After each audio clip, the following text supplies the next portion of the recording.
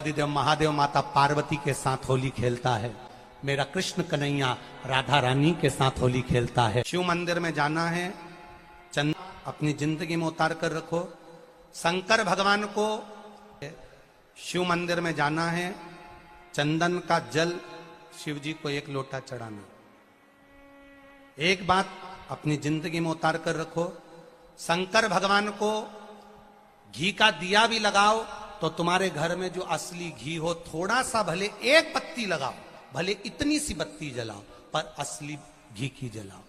शिव जी को अगर चंदन भी लगा रहे हो तो असली लगाओ। शंकर भगवान को चावल भी चढ़ा रहे हो तो असली चलाओ। शंकर भगवान को अगर अष्टगंध भी चढ़ा रहे हो तो असली चढ़ाओ।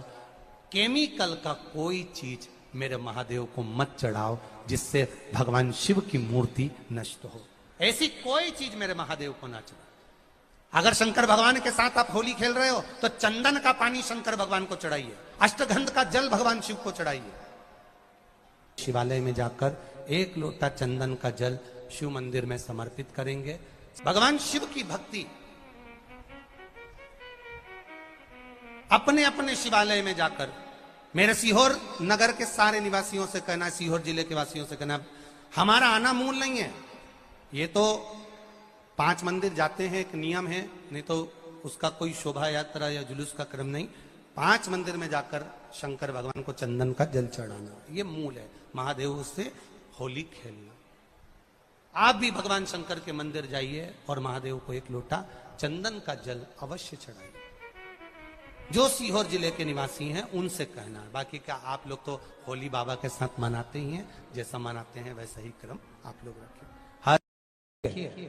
देवराज ब्राह्मण चोरी करने के बाद भी भगवान शंकर के धाम गया है। उसका एक कारण था कि देवराज ब्राह्मण की माता एक लोटा जल शिव को समर्पित करती।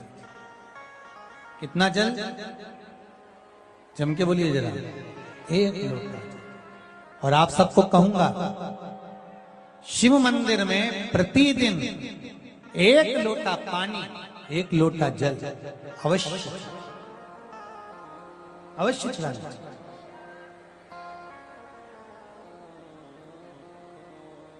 एक लोटा पानी भगवान शंकर को अवश्य चढ़ाना। क्या होता है? 3 दोष समाप्त होते हैं एक लोटा पानी शिव जी को चढ़ाने से। 3 दोष। पहला पितृदोष,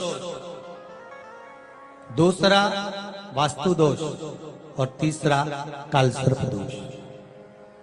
जब हम घर में से जल लेकर जाते हैं तो हमारे घर का पानी जब जाता है तो घर का जो वास्तु केंद्र होता है वो रसोई घर होता है। रसोई घर में से जल ले जाकर शिव जी को चढ़ाते हैं तो उससे वास्तु दोष समाप्त होता है। दूसरे नंबर पर है पितृदोष। घर का जो मटका होता है, परिंडा होता है, हंडा होता है, वो पितरों का स्थान होता है। उस पितरों के स्थान पर जो जल भरा होता है उसमें से अगर भाग भगवान शिव को चढ़ाया जाए तो पितरों का देवता आर्यमा भगवान शंकर के कहने पर चलता है। इसलिए वो भाग जब शिव को प्राप्त होता है तो आर्यमा संतुष्ट होकर पितरों को भी फल प्रदान करता है। तीसरे नंबर पर कालसर्प दोष। भगवान शंकर को एक लोटा पानी अगर चढ़ा रहे हो, भगवान शिव पर एक लोटा पात्र जल का अगर चढ़ा रहे हो तो आपका कालसर्प दोष समाप्त। कालसर्प दोष होता कैसे? शंकर भगवान का चढ़ा हुआ जल तुलसी जी में चढ़ाने से पत्रिका में कालसर्प दोष हो जाता है।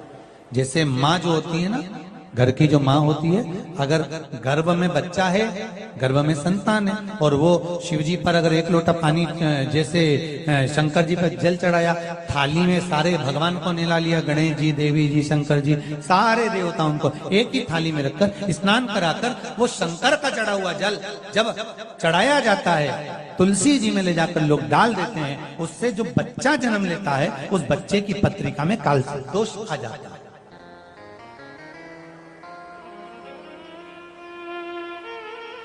इसलिए शिव महापुराण की कथा कहती है सारे देवताओं को भले एक ही थाली में स्नान करा लो, एक ही पात्र में स्नान करा लो, पर देवाधिदेव महादेव को एक छोटे से पात्र में अलग से स्नान करा लेना चाहिए, अलग से।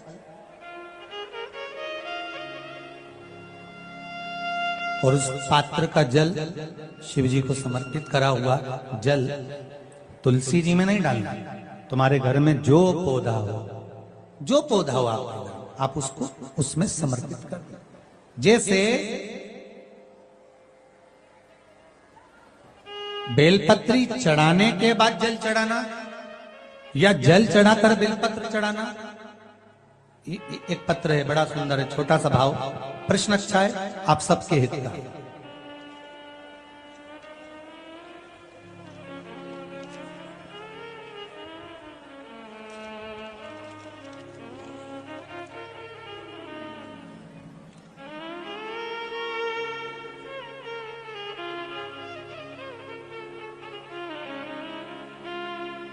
अरुणा जी अग्रवाल जयपुर, झरना जी अग्रवाल जयपुर राजस्थान से इन्होंने प्रश्न किया है।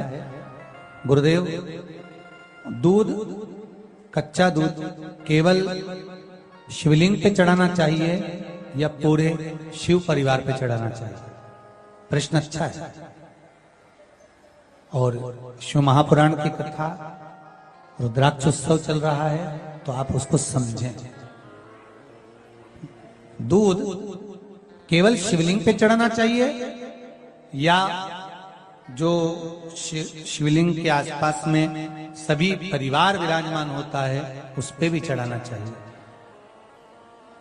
अगर लिंग पुराण आप उठाकर देखेंगे तो लिंग पुराण में एक बड़ा सुंदर संवाद आता है जिसमें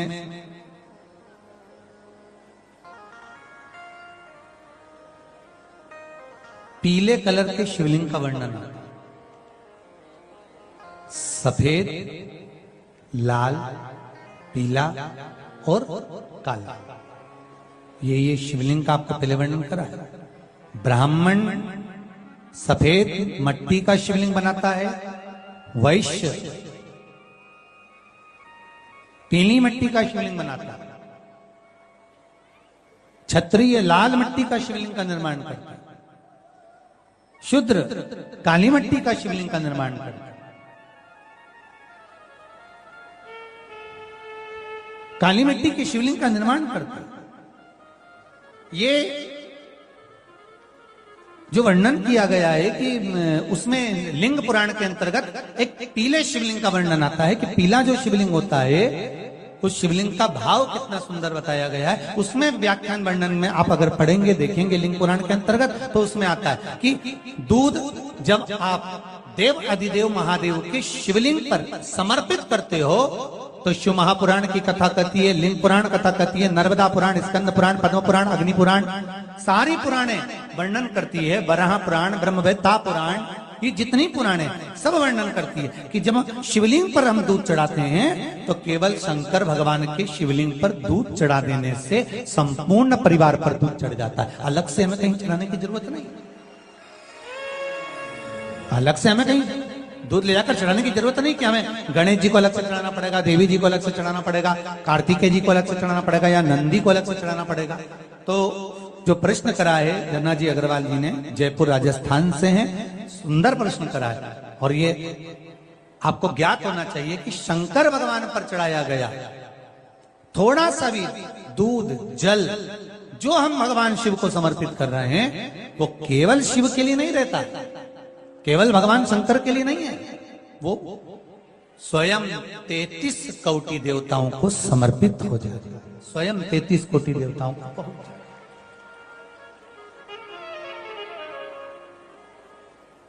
अलग से देने की जरूरत नहीं है।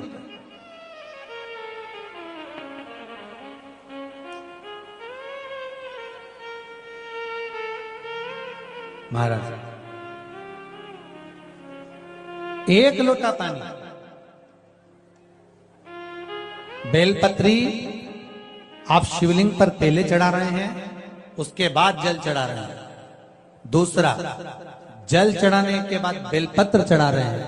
ये दो अलग अलग क्रम है शंकर भगवान की पूजन के। आप समझ लीजिएगा जरा, ये प्रसंग कभी नहीं आया, आज आया है तो उसको समझ लीजिए।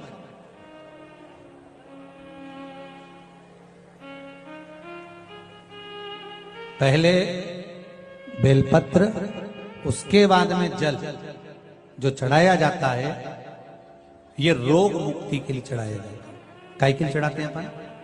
रोग के निवारण के लिए, रोग मुक्ति के लिए। जैसे